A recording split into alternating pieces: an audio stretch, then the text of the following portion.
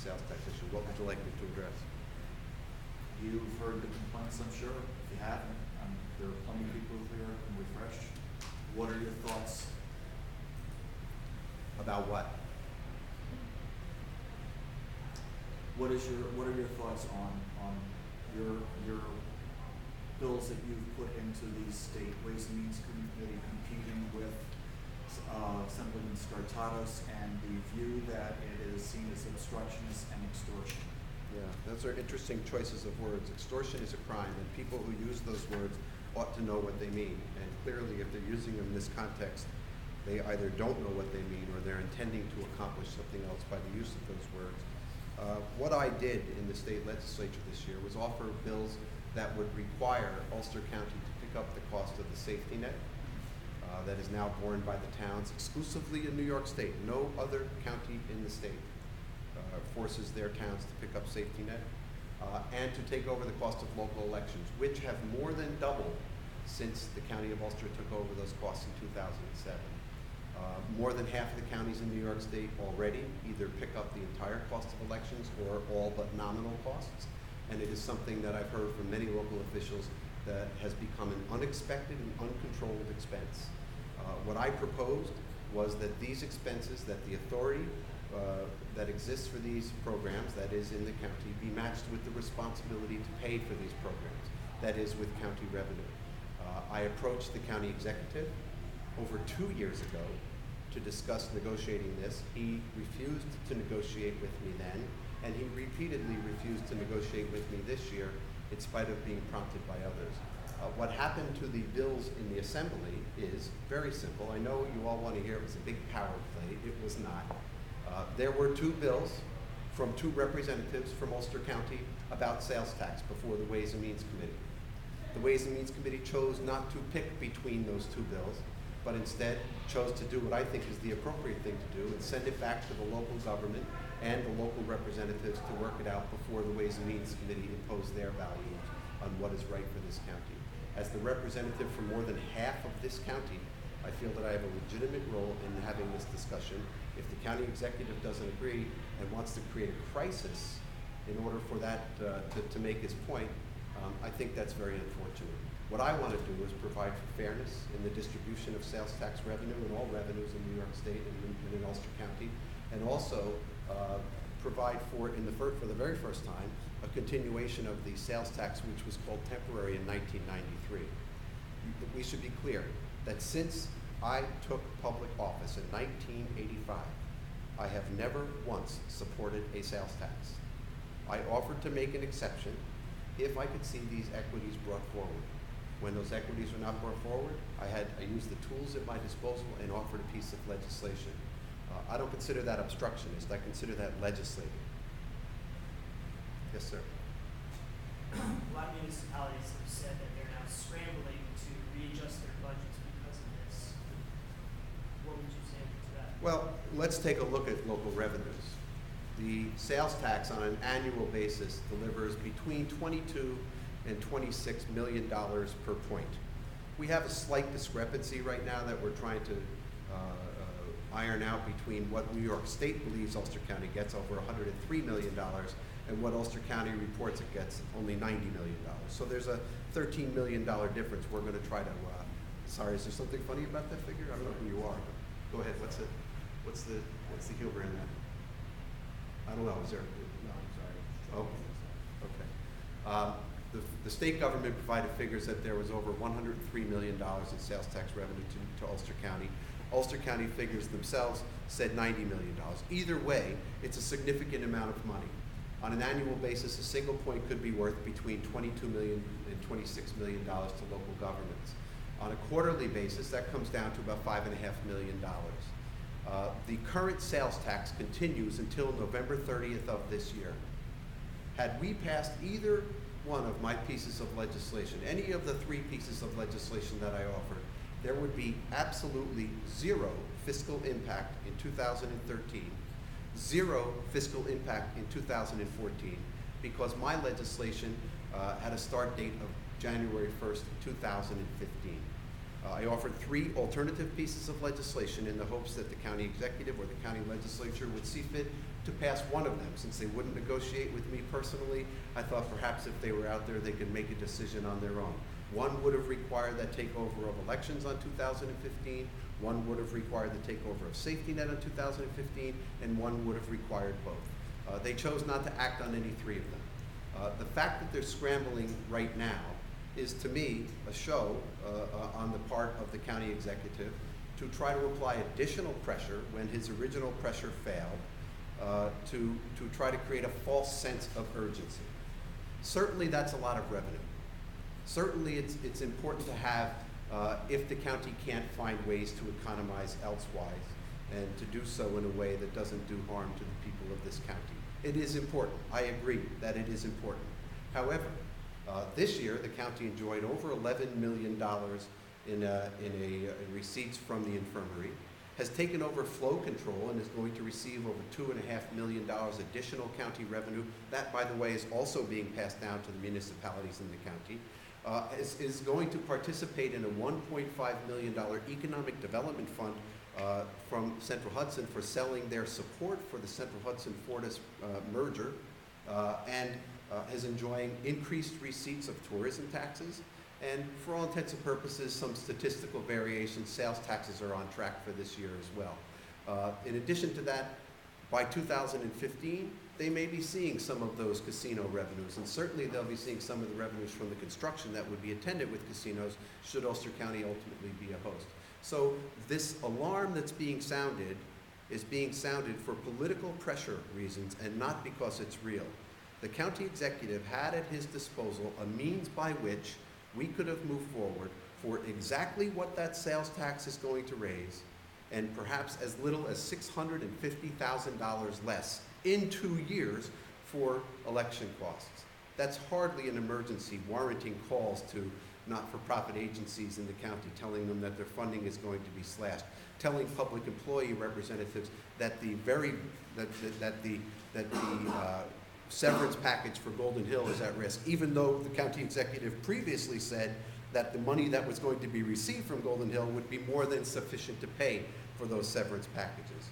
So what I have a question about now is, what is this urgency all of a sudden? Where was this sense of responsibility before the county county executive refused to negotiate in any way, shape, or form? And let me be perfectly clear about one thing.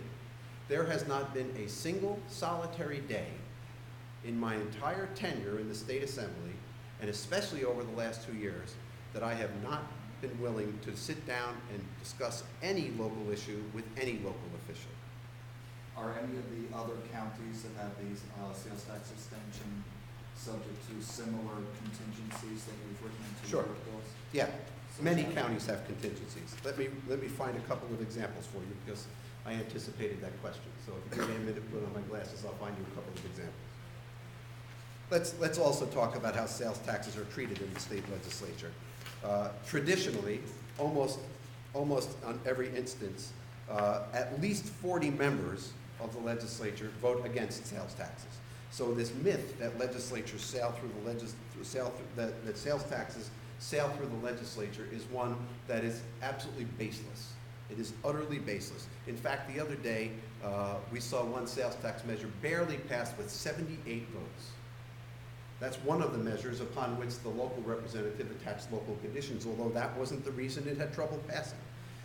We had Assembly Bill 1723 by Assemblywoman Hooper, which directed that 1/3 of the revenues be used for local government assistance, programs for towns and cities, and that 2/3 of the revenue be used to assist large incorporated villages. We had Assembly Bill 3883 by Assemblyman Buckwald, that required that the City of White Plains sales tax be specifically and exclusively directed to a tax stabilization fund. We had Assembly Bill 6577 by Assemblywoman Jaffe that said that 16 2/3 of the revenue distributed to the town had to be distributed to towns and villages within the county that had police departments based upon the FTE of the number of employees. Assemblyman Gant's Bill 6754A said that 5% of the revenues had to go to school districts. The city of Rochester outside the city of Rochester, 3% to the towns, 1.5% to the villages, and the remainder to Monroe County and the city of Rochester. Assemblyman Sweeney's bill in Suffolk County said 3/8 of all the revenue had to be dedicated to public safety. Assemblyman Nojay's bill, it was Mr. Nojay's bill that was having trouble passing the other day, said that all of the sales tax revenues were to be dedicated to Medicaid expenses.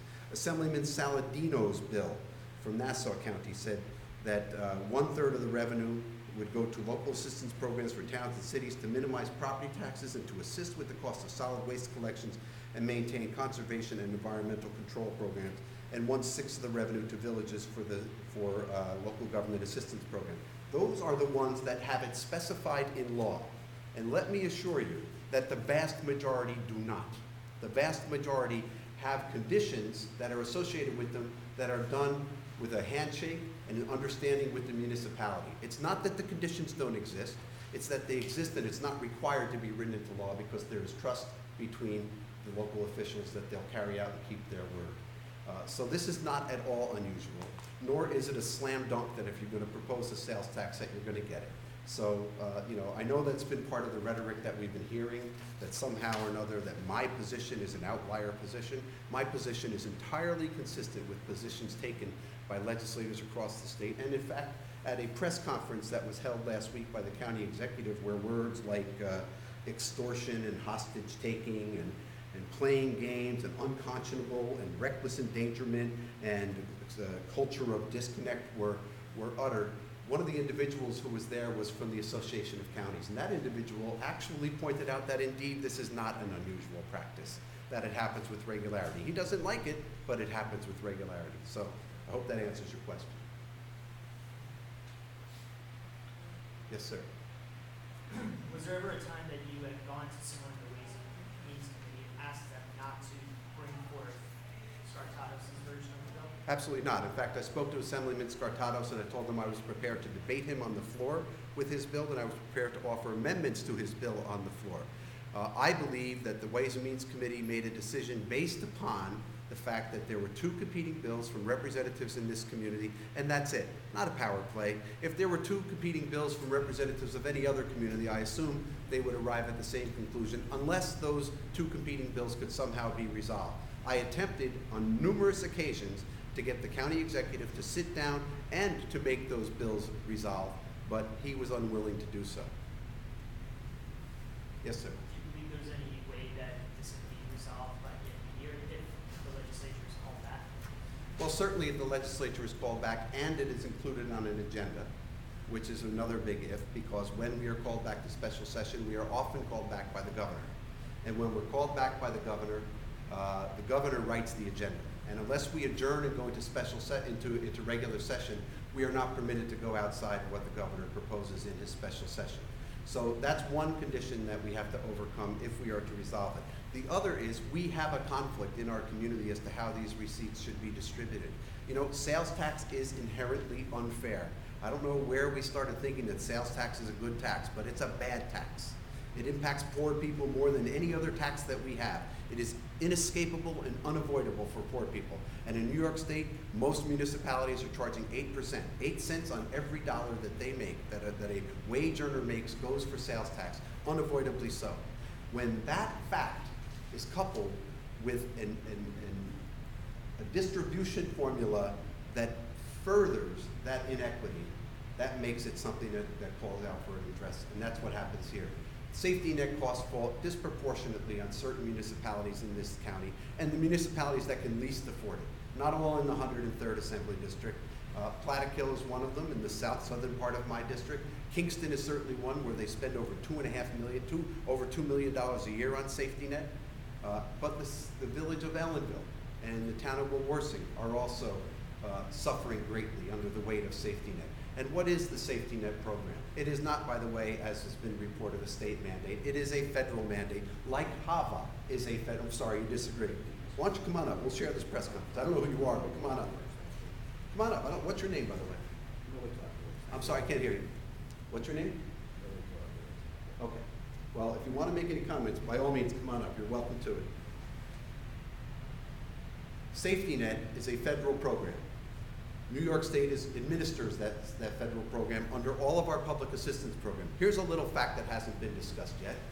Last year, the federal share of safety net was cut from 50% to 29%. That cost was to be passed down to the municipalities that were covering the cost of safety net. Ulster County, under the executive's original budget, was going to pass that cost down. What the county executive didn't mention was that public assistance support went up more than the cost of safety net went down. That in fact, Ulster County received more dollars for these costs last year than the additional cost of safety net. Yet his original proposal was to pass that cost on to the municipality and keep that money for the county. Now that was caught by some legislators. Some legislators figured out what was going on there, and that's when the county executive came out with his proposal to pick up 1/3 of the cost. You do the math. 1/3 of 50% is still less than the additional revenue that the county received for safety net. Let's look at the cost of elections. The cost of elections was about $220,000 the year before the county took over those costs, and each municipality kept the lid on those costs as best they could. When it became a county cost, it is now in excess of $600,000. That's almost a tripling of those costs. It certainly was a doubling in a single year. Many of the municipalities believe they can do better, but they're without the control. What I've proposed is to match up the responsibility and the authority. From people who spend a great deal of their time complaining about state mandates, they ought to be perfectly ready to deal with these federal mandates. HAVA, by the way, is also a federal mandate. It is a federal law, not a state law. New York State was required to implement, but it was the federal Congress that passed HAVA. For this county to now complain that they're being asked to pick up the cost of their mandates on the municipalities is a little bit disingenuous. Any other questions? Yes, sir. Aside from the legislative session itself, give us your take on how Fortis played out at PSC. Yeah. Well, listen, there are two aspects to the Fortis conclusion that disturb me. One is substantive. That is that the actual results of the package don't match up to that which was required of any other utility in the state. When those acquisitions took place, National Grid and Niagara Mohawk, NYSEG and RG&E and Iberdrola. So the ratepayers in Ulster County and in the Central Hudson service area, we've got a raw deal. That's one problem I have with the conclusion. The other is procedural. The package that the Public Service Commission ultimately ruled on was a package that was presented to them after the deadline for submission of documents having to do with the merger. May 24th was the deadline. That package was submitted afterwards. Never a public hearing, never any public discussion, never an opportunity for an evidentiary hearing. So there's procedural questions involved. Along with some of the other advocates, we are now reviewing what options we have to go forward. And quite honestly, it's not a very promising prospect. The Public Service Commission is generally not overturned by the courts. Even less frequently does the Public Service Commission reverse itself and render a decision different than the decision they make. So in a very great sense, I'm disappointed with the outcome. Do you see this as in any way, a top-down decision coming down from the governor's office, and that they were glad to get $1.5 billion into the state? No, I don't see it as coming down from the governor's office at all. The Public Service Commission includes appointments of people who are serving on the commission who've been there since before Governor Cuomo took office. In fact, I believe a majority of the commission up until last week were appointments made by other than Governor Cuomo. He's also apparently going to replace the chairman, too. That's my understanding. So there's some possibility, there's some hope here. I hope that we can do something more for the ratepayers. In the alternative, we have to hold Fortis and Central Hudson to their word. They've made some pretty significant commitments in their revised package. Among other things, they said they're not going to go for a rate increase for 2 years. I'm going to petition the Public Service Commission to take a look at those rates since they receive record rates compared to any other utility in the states. 10.5% return on investment compared to two more recent cases where around 9% was given. It used to be that the 10.5% number was the maximum that a utility could get on its investment. Now it's become the target. and there's something very wrong with that. And we're going to ask the Public Service Commission to address that point as well. Do you see any political advantage for Senator Moritz to have interjected his opinion on this? Senator Maziarz? Yeah, Maziarz, sorry. Senator Maziarz and I were co-chairs of the energy committees in our respective houses. What was his motivation for doing so? I can only assume that his motivation was the same as mine was when I participated in the Iberdrola takeover. Oddly enough, with the same gentleman who's heading up Central Hudson right now was heading up RG&E at the time, and I supported that takeover because it did provide significant benefits for the people of the state of New York. So perhaps Senator Maziarz saw that from his perch. I don't know. I've had conversations with him. He's not really explained to me his motivations, but he's a very, very talkative guy. I'm sure if you give him a call, he'll tell you all you need to know. Yes, sir. So just to sum up the sales tax Yes. issue, on Thursday there was a press conference at the county building, and County Executive Hine lined up some legislators and some supervisors of the comptroller, and they all said that unless they got this 1% back, all hell was going to break loose. It Right. was going to be doom and gloom, and it was all your fault. It was all Right. Kevin Cahill's That's fault. right. Are you, based on this press conference, but your response to it today, are you calling them liars? Yes. if that's what they said, then they are not telling the truth. And maybe they're not telling the truth because they don't know the truth. So I'm not going to call them liars. What I will say is that people should not act in public without a full set of information. They don't have a full set of information. Perhaps they weren't aware of the fact that I made repeated requests to the county executive to resolve this matter. Perhaps they're not aware of the fact that the county executive utterly refused to negotiate on any step along the way. Perhaps, and obviously, they were not aware of the fact that the state legislature does not uniformly pass sales taxes without conditions. Perhaps they were unaware of the fact that the state legislature does not support sales taxes unanimously when they come before us on the floor. In fact, that they are fairly close votes, all things considered. There were a lot of things that were said at that press conference and words that were used that were inappropriate.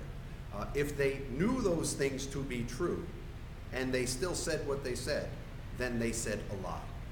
My hope is that they didn't know. And listen, I know some of these people. I wasn't surprised to see some of the folks at that press conference, with the possible exception of the comptroller, who I considered a close friend and a political ally. Why he chose to team up with a bunch of people who actually had what has been commonly referred to as the Cahill bashing press conference is beyond me.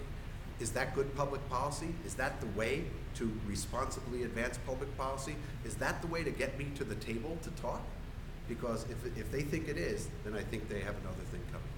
The 3-year plan to take over the safety net, that seemed like a gradual way to ease the county into it. It seems like your bill is asking for it to all happen at once. Well, if you take a look at my bill, you will see that my bill vis-a-vis safety net is essentially the same as what the county executive called for. 2015, January 2015 is when I said there should be a complete takeover of the safety net. Now, did it accelerate it by several months, by even as much as a year? Possibly. But it's consistent with what the county executive was proposing initially. Why he resisted negotiating a bill that would put it into law is beyond me. And I should also add that since that time, I've also heard from the chairman of the county legislature telling me that it's not the county executive who does this kind of negotiation, it's the chair of the county legislature, and I should negotiate with her. I've heard from the leaders of the party. In some cases I reached out to them, and they indicated that maybe I don't have to negotiate with the county executive, maybe I should talk to the leaders of the legislature.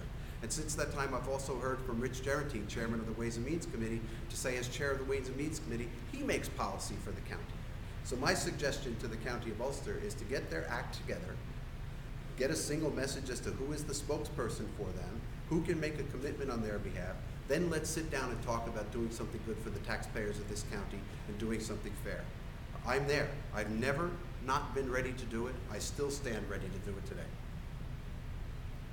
Yes, sir.